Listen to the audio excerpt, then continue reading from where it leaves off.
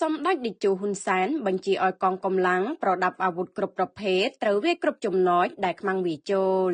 ក្រោយការអត់ធ្មត់លើ24 ម៉ោងដើម្បីគោរពនៅបទឈប់បាញ់និងត្រូវការពេលវេលាដើម្បីជំនះប្រជាជនចេញមកតំបន់សុវត្ថិភាពកាលពីល្ងាចម្សិលមិញថ្ងៃច័ន្ទទី8វីរៈកងទ័ពកម្ពុជាបានតបតបន្ថែមដោយយប់មិញនិងព្រឹកអង្គារនេះតាមរយៈសំណេរបញ្ជាក់លើបណ្ដាញសង្គមនាព្រឹកថ្ងៃនេះសម្ដេចតេជោហ៊ុនសែនបានថ្លែងថា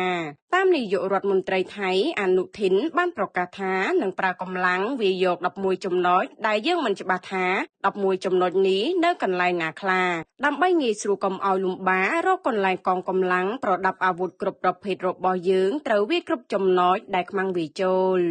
សម្ដេចតេជោមានប្រសាសន៍ថាយើងការពារទឹកដីយើងដោយមានលេនឋានរឹងមាំជាមួយអាវុធគ្រប់ប្រភេទឯសត្រូវឈ្លានពានត្រូវចាលាត់វាចូលទីតាំងយើងពួកគេមិនអាចទួលលេនឋានមកបានទេហើយក្បាលពួកគេក៏មិនបានប៉ាន់ដែកដែរស្ថានភាពនេះផ្ដល់ប្រៀបឲ្យយើងអនុវត្តយុទ្ធវិធីកំទេចកម្លាំងរស់របស់សត្រូវតាមរយៈការចាត់តាំងទប់ទល់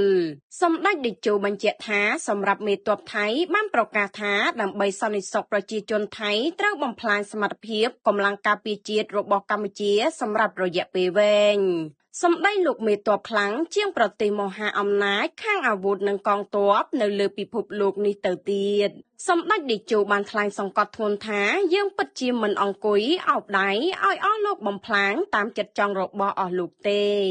ចុងក្រោយខ្ញុំកំពុងតាមមើលមនុស្សមួយចំនួនដែលការពីកម្ពុជាតបតដើម្បីការពារខ្លួនកាលពីខែកក្កដាពួកគេចោទយើងថាលមោបសង្គ្រាម